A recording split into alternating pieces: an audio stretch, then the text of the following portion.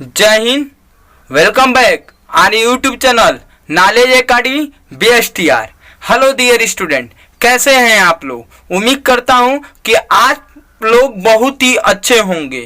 तो आज मैं पुनः लेकर आया हूं CUT जो एंट्रेंस एग्जाम 2020 जो होने वाला है, जो जुलाई में माना जा रहा है कि होगा।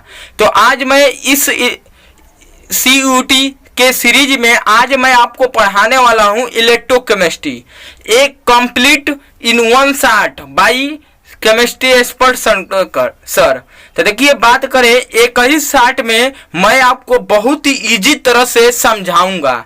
और ध्यान दीजिए कि एकदम बहुत ही कम समय में आपको कंप्लीट थ्योरी यहाँ पर डिस्कस किया जाएगा, वो भी शॉर्ट ट्रिक के साथ। तो चलिए स्टार्ट कर रहे हैं। स्टार्ट करने से पहले मैं आपको कहूंगा, अगर आप चैनल को सब्सक्राइब नहीं किए हैं तो सब्सक्राइब कर ले और बेल आइकन को प्रेस कर दे। साथ ही साथ आप इस वीडियो को हर एक स्टूडेंट के पास शेयर कर दें। ऐसा शेयर करें कि इस वीडियो को हर एक स्टूडेंट को बेनिफिट मिल सके। तो चलिए समझते हैं इलेक्ट्रोकेमिस्ट्री के बारे में। सबसे पहले प्रश्न ये उठता है कि इलेक्ट्रोकेमिस्ट्री होता क्या है। तो देखिए, इलेक्ट्रोकेमिस्ट्री जो होता है, इसमें हम लोग स्टडी करते हैं प्रोडक्शन ऑफ इलेक्ट्रिसिटी। किसके बारे में क्या स्टडी करते हैं? प्रोडक्शन ऑफ इलेक्ट्रिसिटी, यानी कि इलेक्ट्रिसिटी कैसे स्पॉन्टेनियस जो केमिकल रिएक्शन होता है उसमें कैसे इलेक्ट्रिसिटी प्रोडक्शन होता है। ठीक है, मतलब जब हम स्पॉन्टेनियस केमिकल रिएक्शन लगातार केमिकल रिएक्शन कराते हैं तो उससे जो एनर्जी इलेक्ट्रिसिटी के रूप में क्या होती है, कैसे उत्पन्न होती है, उसी को स्टडी को इलेक्ट्रोकेमिस्ट्री कहते हैं। देखिए, ऐसा केमिस्ट्री जिसमें इलेक्ट्रो के बारे में पढ़ा जाए उसे इलेक्ट्रोकेमिस्ट्री कहते हैं। अब देखिए, बात करें अब इसमें जो छोटे छोटे टर्म आते हैं उन टर्म को मैं आपको समझाऊंगा। सबसे पहले यहाँ पर समझना है इलेक्ट्रोकेमिकल सेल। देखिए, इलेक्ट्रोकेमिकल सेल क्या होता है। बात करें इलेक्ट्रोकेमिकल सेल की बात करें तो ये क्या करता है कि केमिकल एनर्जी को इलेक्ट्रिकल एनर्जी में बदलता है। जैसे मान लीजिए आपके पास बैटरी होता है, तो बैटरी में क्या होता है, एक और प्लस होता है एक और माइनस होता है। तो ये क्या करता है, केमिकल एनर्जी को ये इलेक्ट्रिकल एनर्जी में बदलने का काम करता है। ठीक है, फिर उसके बाद बात करें गैल्वेनिक या वोल्टेज सेल। देखिए, ये एग्जांपल है इलेक्ट्रोकेमिकल सेल से। देखिए इधर ऐसा सेल, ठीक है, जिसका इलेक्ट्रोड पोटेंशियल 1.1 वोल्ट हो और कंसंट्रेशन जो होता है किसी भी मेटल का, जैसे जिंक सल्फेट हुआ, Zn2+ हुआ, मतलब या Cu2+ हुआ, किसी भी मेटल का कंसंट्रेशन एक्वस सॉल्यूशन में अगर 1 मोल पर डेसीमीटर क्यूब आ गया, यानी 1 आ गया, तो उस सेल को बोलते हैं गैल्वेनिक या वोल्टेज सेल बोलते हैं। समझ में आ गया। अब चलिए इसके बाद चलते हैं एग्जाम्पल के रूप में। आप यहां पर देखिए कि ये आपका जिंक है सॉलिड स्टेट में, फिर क्या है यहां पर इसको जिंक जो है सॉलिड स्टेट में है। तो ये कैसे होगा, ये जब इसको पानी में डिजॉल्व करेंगे तो Zn2+ में टूट जाएगा, ठीक है, और ये एक्वस में हो जाएगा। उसी तरह कॉपर 2+ से एक्वस में है और कॉपर क्या हो गया, सॉलिड में आ गया। यानी कि आप यहां पर ध्यान दीजिए कि हमने आपको बताया कि अगर किसी सेल का कंसंट्रेशन क्या हो, 1 हो, ठीक है, और उसका वोल्टेज 1.1 हो, ठीक है, 1 वोल्ट हो, यानी कि पोटेंशियल डिफरेंस, तो उसे क्या बोलते हैं, उसको बोलते हैं वोल्टी या गैल्वेनिक सेल बोलते हैं। अब सब चलिए यहां पर समझते हैं, छोटे छोटे टर्म को समझते हैं। तो आपको यहां पर समझना है इलेक्ट्रोड पोटेंशियल क्या होता है या सेल पोटेंशियल क्या होता है। एकदम देखिए, आप NCERT बुक में जब पढ़ेंगे तो इसको काफी डिटेल में दिया गया है, लेकिन मैं उन पूरी डिटेल को, ये NCERT पैटर्न है, पूरे डिटेल को एकदम शॉर्ट में कर दिया हूं और हर एक बातें को, हर एक फैक्ट को निचोड़ कर एकदम निकाल कर आपके सामने प्रकट कर रहा हूं। तो देखिए, अगर आपको इलेक्ट्रो पोटेंशियल बोले या सेल पोटेंशियल बोले, दोनों एक ही चीज होता है। और देखिए, ये होता क्या है कि जब हम इलेक्ट्रोड का पोटेंशियल डिफरेंस का अंतर निकालेंगे, पोटेंशियल डिफरेंस का अंतर निकालेंगे तो वही इलेक्ट्रोड पोटेंशियल कहलाता है। इसको E से रिप्रेजेंट करते हैं और होता क्या है, E cathode minus E anode. देखिए कैथोड का मतलब क्या हुआ, कैथोड किस पर होता है, जैसे मान लीजिए रिडक्शन हुआ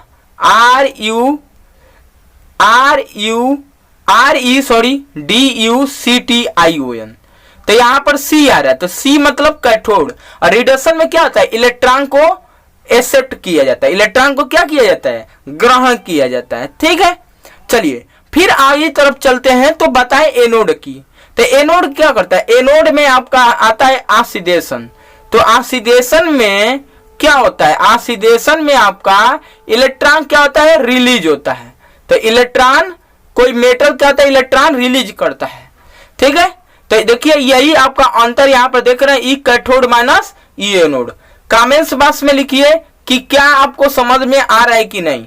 अब देखिए यहाँ पर आगे स्टैंडर्ड, तो ये बताइए स्टैंडर्ड का मतलब क्या हुआ। स्टैंडर्ड, मान लीजिए सबका एक स्टैंडर्ड है कि नहीं है, तो स्टैंडर्ड का मतलब क्या हुआ, स्टैंडर्ड उसको कभी बोलते हैं जब कोई विशिष्ट पर्सन हो। क्या हो, जब कोई विशिष्ट पर्सन हो। अब मान लीजिए तो विशिष्ट इलेक्ट्रोड पोटेंशियल विशिष्ट तब होगा जब सभी स्पीसीज की, स्पीसी मतलब कोई मेटल, एटम, मॉलिक्यूल या कुछ भी हो सकता है, उसका जब कंसंट्रेशन निकालते हैं एक आ जाए। कंसंट्रेशन माने मोलरिटी, यहां पर मोलरिटी समझिए, मोलरिटी आपको समझ में आना चाहिए। तो जब ये 1 हो जाए तो उस सेल को क्या बोलते हैं, स्टैंडर्ड इलेक्ट्रोड पोटेंशियल कहते हैं। देख रहे हैं स्पेशल हो रहा है कि नहीं हो रहा है। अब देखिए इसको ई नाट से रिप्रेजेंट करते हैं, तो ई नाट बराबर होता है ई कैथोड माइनस ई एनोड। बात समझ में आ गया, कमेंट्स बॉक्स में लिखिए यस सर, बहुत अच्छा बहुत अच्छा, बहुत खूब समझ में आ रहा है। देखिए इधर, अब चलिए बात करें यहां पर, ये कंप्लीट थ्योरी है। आईपीएससी के अनुसार जो स्टैंडर्ड इलेक्ट्रोड पोटेंशियल होता है, ठीक है, वो क्या कहलाता है, स्टैंडर्ड रिडक्शन पोटेंशियल कहलाता है। कमेंट्स बॉक्स में लिखिए कि आईपीएससी का फुल फॉर्म क्या होता है, लिख कर बताइए। ठीक है, अब देखिए यहां पर एक न्यूमेरिकल पॉइंट वैल्यू के लिए बहुत इंपोर्टेंट पॉइंट बता रहा हूं कि जब भी ऑक्सीडेशन दिया रहे पोटेंशियल डिफरेंस चाहे स्टैंडर्ड का, उसको हम क्या करते हैं, माइनस में लगाकर रिडक्शन में कन्वर्ट कर देते हैं। याद रखिएगा क्या करते हैं, उसका रिडक्शन पोटेंशियल वैल्यू निकालते हैं। ठीक है, अब यहां पर बहुत ही इंपोर्टेंट फैक्ट बताने जा रहा हूं, बहुत ही इंपोर्टेंट। क्या आप लोग तैयार हैं इसके लिए? हाँ, देखिए इधर, तो यहां पर आपको समझना है कि अगर आपको यहां पर दिखाया जाए तो कंप्लीट सेल रिएक्शन कैसे रिप्रेजेंट किया जाता है। तो बस याद रखिए कि एनोड यानी जो ऑक्सीडेशन पर होता है और कैथोड जो रिडक्शन पर होता है, और ये क्या है, यह ब्रिज होता है। देखते हैं कि ये आपका नदी होता है, आपका ये नदी होता है और ये नदी होता है। तो नदी होता है तो दोनों तरफ क्या होता है, वो ब्रिज बन जाता है हम लोग क्या करने के लिए, इस पार से इस पार जाने के लिए। व्यक्ति इससे क्या होता है, जाता है ना, इस पार से क्या होता है, इस पार प्रवेश करता है। तो ये आपका ब्रिज का सिंबल है। ठीक है, देखिए इधर, अब कंप्लीट सेल रिएक्शन कभी भी मिलता है तो कैथोड मतलब, एवं बात सुनिए, कैथोड और एनोड पर जो रिडक्शन और ऑक्सीडेशन का जो हाफ सेल रिएक्शन होता है उसी को जोड़ देते हैं तो कंप्लीट सेल रिएक्शन निकलता है। आइए देखते हैं कैसे। देखिए इधर, यहां पर देखिए, जैसे मान लीजिए कि कोई आपका क्या है, यहां पर Ag2+ है, इसको दो बार है, तो ये क्या करे, न्यूट्रल होने के लिए क्या करेगा, 2 इलेक्ट्रॉन ग्रहण करेगा, तो ये क्या होगा, 2Ag होगा, सॉलिड में होगा। कभी भी प्लस और माइनस जो आते हैं वह एक्वस सॉल्यूशन में ही आते हैं। ठीक है, अब देखिए, तो ये कैथोड पर हो गया। अब रिडक्शन की बात करें, ऑक्सीडेशन की बात करें जो एनोड पर होता है, तो कॉपर क्या करता है, कॉपर जो होता है इलेक्ट्रॉन को रिलीज करेगा। हाँ, अब यहाँ पर 2 कॉपर है तो यहाँ पर क्या हुआ है, 2+ आया है। ठीक है, तो यानी कि 2+ क्यों आया, क्योंकि 2 इलेक्ट्रॉन दिया। अब सुनिए इधर, कभी भी जब कंप्लीट सेल रिएक्शन करते हैं तो आप यहां पर ध्यान दीजिए, जो नंबर ऑफ इलेक्ट्रॉन होता है वो बराबर होना चाहिए। नंबर ऑफ जो इलेक्ट्रॉन, जैसे 2 इधर है 2 इधर, इसको जोड़ेंगे तो यह 2 वाला ये 2 वाला कैंसिल हो जाएगा। तो ये आपको क्या आएगा, देखिए यहाँ पर 2Ag प्लस, यहाँ पर देखिए यहाँ पर आपका आएगा Cu plus solid, Cu solid में तो Cu सॉलिड में आ गया 2Ag। देख लीजिए एक ये प्लस में है तो प्लस में ये आ गया ये वाला, और 2 इलेक्ट्रॉन को कैंसिल हो गया। राइट हैंड साइड में देखिए, राइट हैंड साइड में आपका कॉपर 2 प्लस है, तो कॉपर 2 प्लस यहाँ पर आया है कि नहीं है, कॉपर 2 प्लस देख लिया गया। और 2Ag सॉलिड में तो 2Ag, तो देख रहे हैं यानी कि जब हम कंप्लीट सेल रिएक्शन और को ऐसे आता है जब ऑक्सीडेशन और reduction half cell chemical reaction को ऐड करते हैं जिसमें नंबर ऑफ इलेक्ट्रॉनों की संख्या बराबर होनी चाहिए, तब जोड़ने के उपरांत क्या आता है, कंप्लीट सेल रिएक्शन आता है। देख लीजिए इधर यहाँ पर क्या हुआ, मैंने बोला था कि कॉपर से क्या हुआ है, कॉपर 2 प्लस है, तो देखिए यहाँ पर एनोड हुआ है यानी ऑक्सीडेशन हुआ है, और यहाँ पर क्या Ag से Ag आया यानी कि इसमें एक इलेक्ट्रॉन ग्रहण किया गया होगा तभी तो ये रिडक्शन हुआ है, और तो यानी कि इधर ऑक्सीडेशन और इधर रिडक्शन। देख लीजिए तो मैंने यही आपको बताया, तो इधर क्या हुआ ऑक्सीडेशन होगा और इधर रिडक्शन होगा। चलिए अब आगे चलते हैं नर्क इक्वेशन। देखिए ननर्स इक्वेशन जो होता है इससे तो क्वेश्चन आना ही आना है, ऐसा हो ही नहीं सकता है कि आएगा नहीं। अब ध्यान दीजिए हमारे पास 2018 से लेकर और 2016 के लेकर और 22 तक जो सैंपल पेपर जो होता है, ठीक है, सैंपल पेपर बोल रहे हैं, जो यूईटी में पूछा हुआ क्वेश्चन है हर एक सेंट्रल यूनिवर्सिटी का हमारे पास आ गया है केमिस्ट्री का, उसको मैं बहुत जल्दी आपको सॉल्व करवाऊंगा। ठीक है, साथ ही साथ आपको बात करें सैंपल पेपर मिलेंगे, साथ ही साथ आपको बता दें कि ऑन सॉल्व पेपर भी मिलेंगे। तो आपको अगर ऐसा चाहिए तो आप एगू कार्ट ले लीजिए। मैंने उनसे बात किया था एगू कार्ट वाले से, तो उन्होंने कहा कि बहुत जल्दी अवेलेबल हो गया है, तो आप जाकर इसको ऑनलाइन ले सकते हैं या किसी बुक पर भी पूछिए कि क्या आ गया है, बुक पर भी अवेलेबल हो गया है। तो चलिए समझते हैं अब नर्क इक्वेशन। तो नर्क इक्वेशन क्या है, नर्क इक्वेशन जो है, जैसे देखिए इधर मान लीजिए कि कोई मेटल्स होता है और वह इलेक्ट्रॉन को ग्रहण किया जिसमें n नंबर में इलेक्ट्रॉन ग्रहण किया है, तब तो न्यूट्रल हो गया सॉलिड स्टेट में। अब देखिए इधर तो यहां पर आपका जो इक्वेशन बनेगा ई सेल बराबर वह E naught cell minus 0.05 n log base 10, ये न्यूमेरिकल पॉइंट के लिए। और ऊपर ऑक्सीडेशन लिखेंगे, नीचे रिडक्शन लिखेंगे। और प्रश्न ये उठता है कि यन क्या है, तो यन जो थे, यन जो है यन फैक्टर होता है, यन फैक्टर यानी नंबर ऑफ इलेक्ट्रॉन। देखिए इधर जैसे यहाँ पर आप देख रहे हैं इसमें देखिए यहाँ पर यन बराबर 2 आया है, यन बराबर 2 आया, तो यानी कि जो इलेक्ट्रॉन क्या होता है जो बराबर किया जाता है कंप्लीट सेल रिएक्शन को जिस इलेक्ट्रॉनों की संख्या द्वारा, उसी को यन फैक्टर बोलते हैं। तो वही यन यहाँ पर रखा जाएगा। बात समझ आ गया। अब देखिए इधर अब यहाँ पर मान लीजिए कोई जनरल केमिकल रिएक्शन है, ठीक है। अब इस जनरल केमिकल रिएक्शन में मान लीजिए स्मॉल ए कैपिटल ए है, स्मॉल बी कैपिटल बी है, जिसमें n नंबर ऑफ इलेक्ट्रॉनों की संख्या है, और क्या स्मॉल सी कैपिटल सी है, स्मॉल डी कैपिटल डी। अब स्मॉल ए क्या है और स्मॉल कैपिटल ए क्या है, ये क्या रिप्रेजेंट कर रहा है, तो देखिए स्मॉल ए को बोलते हैं स्टोइकियोमेट्रिक कोफिशिएंट। क्या बोलते हैं, स्टोइकियोमेट्रिक कोफिशिएंट, यानी ए का, जैसे मान लीजिए थी नाइट्रोजन है, ठीक है, और ये 3 हाइड्रोजन है और ये मॉलिब्डेनम के प्रेजेंस में हो रहा है, तो क्या बनेगा, अमोनिया बनेगा। तो यहाँ पर हाइड्रोजन के साथ आगे जो 3 लगा हुआ है यही आपका क्या कहलाता है, यही आपका ये जो 3 है यही स्टोइकियोमेट्रिक कोफिशिएंट है। यहाँ पर क्या लगा 1 लगा हुआ, तो यही स्टोइकियोमेट्रिक कोफिशिएंट है।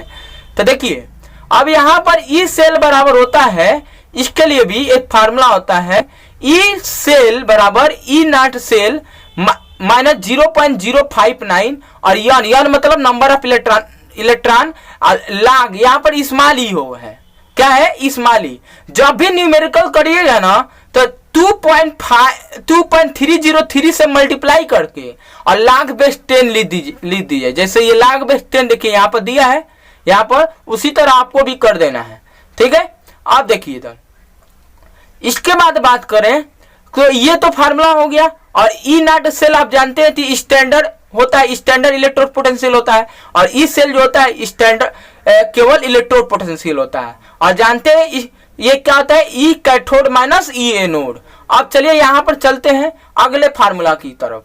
अगले फार्मूला की तरफ चलेंगे तो ई सेल बराबर होगा ई नॉट सेल, वही यहाँ पर आ गया log बेस। ठीक है, क्या यहाँ पर लिख लीजिए कंसिडरेशन सी, सी मतलब प्रोडक्ट वाला। देखिए इधर ये प्रोडक्ट है ना, ये प्रोडक्ट है और एक है रिएक्टेंट वाला है। तो देखिए यहाँ पर क्या लिया, प्रोडक्ट का कंसिडरेशन ले लिया है।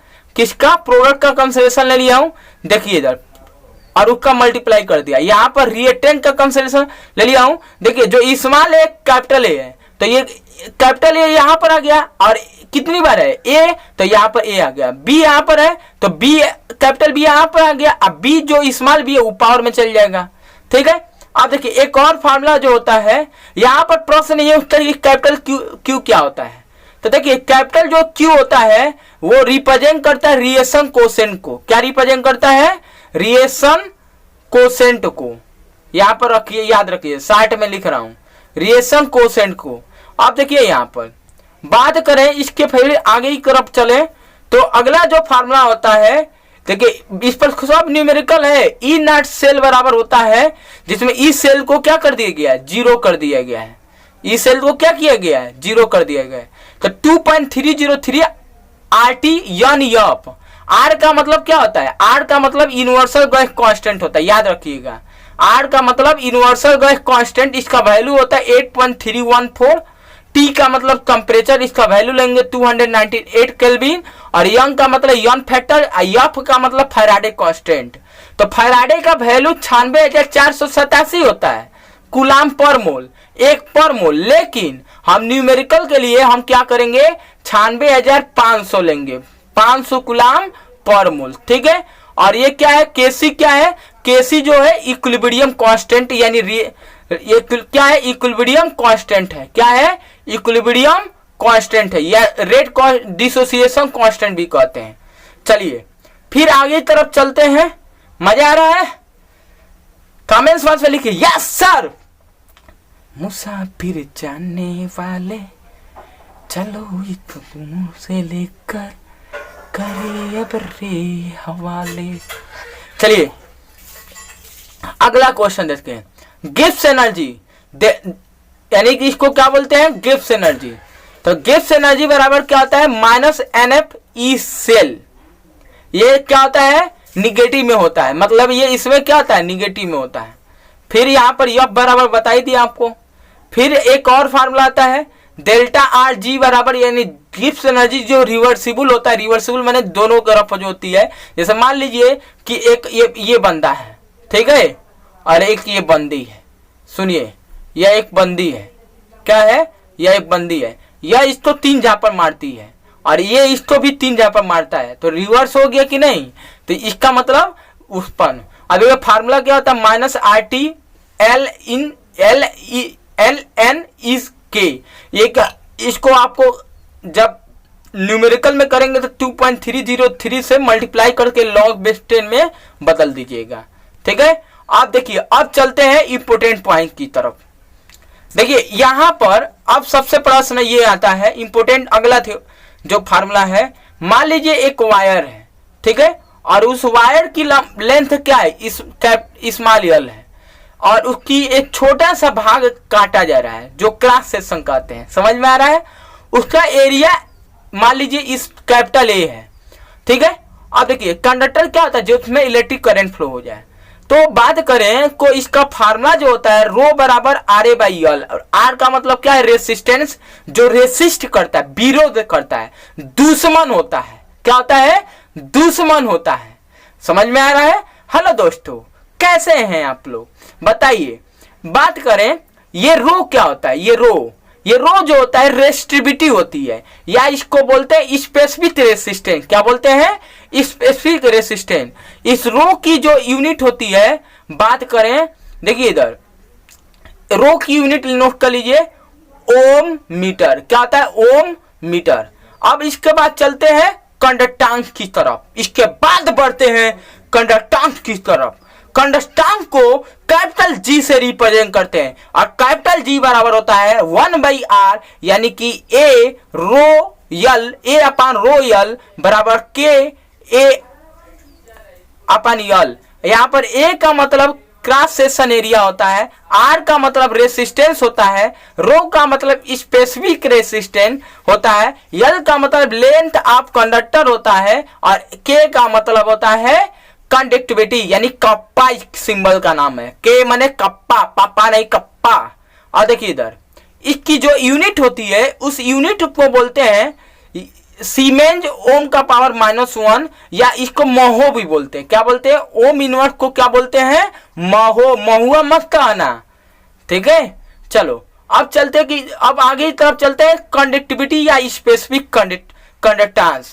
तो इधर इस पे बात करें, इसको के से रिप्रेजेंट करते हैं। के बराबर होता है 1/रो, यानी कि के जो होता है इनवर्सली प्रोपोर्शनल टू रो होता है, स्पेसिफिक रेसिस्टेंस को होता है, जिसकी यूनिट होती है सीमेंस सेंटीमीटर के पावर -2, ठीक है। अब आगे की तरफ चलते हैं सेल कांस्टेंट, इसको रिप्रेजेंट करते हैं जी स्टार। किससे? जी स्टार। ओहो, जी स्टार बराबर होता है यल अपान ए, और क्या ये होता है? आर के। समझ में आ रहा है? कमेंट्स बॉक्स में लिखिए के का नाम क्या है? कप्पा। बोलिए क्या है? कप्पा। देखिए इधर फिर आगे की तरफ चलते हैं, मोलर कंडक्टिविटी। क्या है? Molar conductivity. देखिए कोलराउस लॉ वाला आ गया। तो मोलर कंडक्टिविटी जो होता है ये लैम्डा यम से रिप्रेजेंट करते हैं। आप लोग लैम्डा ठमडा मत बोलिए, लैम्डा यम। देखिए लैम्डा यम बराबर होता है के अपान सी। अब सी क्या है? सी का मतलब होता है कॉन्सेंट्रेशन, और कॉन्सेंट्रेशन यहाँ पर हम लोग क्या लेंगे? मोलरिटी। क्या लेंगे? मोलरिटी। मोलरिटी, और मोलरिटी बराबर होता है यन अपान भी। यन का मतलब number of moles of the solute, और भी का मतलब वॉल्यूम ऑफ सॉल्यूशन। लेकिन लेकिन लेकिन लेकिन लेकिन आप यहां पर याद रखना, क्या करना है? याद रखना। याद ये रखना है कि जो यूनिट होती है कंसंट्रेशन की मोल पर लीटर, उस लीटर न लेकर हम मीटर क्यूब में लेंगे। क्या लेंगे? मीटर क्यूब में। समझ में आया? कमेंट्स बॉक्स में लिखो हाँ सर। अब देखिए for weak electrolyte, weak electrolyte के लिए फार्मूला क्या होता है? देखिए वीक इलेक्ट्रोलाइट के लिए जो फार्मूला जो के निकालते हैं, जो के मतलब जो आपका रेट कांस्टेंट होता है, जो मतलब आपको रेट कांस्टेंट नहीं, जो आपका कांस्टेंट टर्म होता है इक्विलिब्रियम कांस्टेंट, वो सी अल्फा स्क्वायर 1 - अल्फा होता है। जानते हैं अल्फा को बोलते हैं डिग्री ऑफ डिसोसिएशन, और ये क्या होता है? Lambda m upon lambda not m. अब लैम्डा यम क्या होता है? लैम्डा यम को मोलर कंडक्टिविटी बोलते हैं, और लैम्डा नॉट यम को क्या बोलते हैं? Limit in molar conductivity. क्या बोलते हैं? Limit in molar conductivity. ठीक है, मजा आ रहा है? आप देखिए अगर डायरेक्ट फार्मूला बोले तो आपको डिग्री ऑफ डिसोसिएशन से मतलब नहीं है। के ए बराबर होता है लैम्डा यम का square lambda not m minus lambda, ये स्मॉल ब्रैकेट में। बात समझ आ गया? अब यहां पर लास्ट टॉपिक की तरफ चलते हैं, जो न्यूमेरिकल पॉइंट है। देखिए फैराडे ने एक्सपेरिमेंट किया था, तो उन्होंने बताया कि एक मोल कोई पदार्थ होता है तो उसमें जो चार्ज पार्टिकल्स होते हैं वो 96,487 होते हैं। कितना? 96,487 एक मोल के लिए। तो अगर बात करें यन मोल ले लें, 1 रुपए में इतना कुलाम, तो यन मोल में कितना कुलाम? अगर 1 रुपए में 10 गो बंदरिया, तो 10 रुपए में कौ बंदरिया? कमेंट्स बॉक्स में लिखकर बताइए। तो यन मोल से क्या कर देंगे? गुणा कर देंगे, यानी यन मोल के लिए इतना कुलाम होगा। अब बताइए अगर पूछा जाएगा नंबर ऑफ चार्ज पार्टिकल कितना होता है, तो आपको पता है कि एक मोल में जो नंबर ऑफ क्या होता है, एक मोल में जो चार्ज पार्टिकल होते हैं वो 6.022 10 के पावर 23 होता है। ये नंबर ऑफ एटम हो, चाहे कोई इलेक्ट्रॉन हो, चाहे प्रोटॉन हो, चाहे न्यूट्रॉन, प्रोटॉन हो, चाहे कोई एटम हो, चाहे मालिक्यूल होती है। तो मान लीजिए 1 मोल में इतना चार्ज पार्टिकल होते हैं। तो अगर n मोल के लिए लें तो n मोल के लिए क्या होगा, n से गुणा कर देंगे। n का वैल्यू अभी बताया 6.022 10⁻23, और n मोल के लिए है तो n से गुणा कर दिए। कुल आवेश पूछ रहा है तो 96,487 से गुणा कर देंगे। समझ में आया? तो कैसा लगा वीडियो? इस वीडियो को शेयर करिए, अधिक से अधिक शेयर करिए, करिए और बेल आइकन को दबा दीजिए, प्रेस कर दीजिए। ऐसा प्रेस करिए कि हर बार आपको वीडियो इससे भी अच्छा मिले। आई होप कि आपको वीडियो बहुत ही आपके लायक होगा। मिलेंगे नेक्स्ट क्लास में एक नए वीडियो के साथ। कब तक के लिए जय हिंद, जय भारत।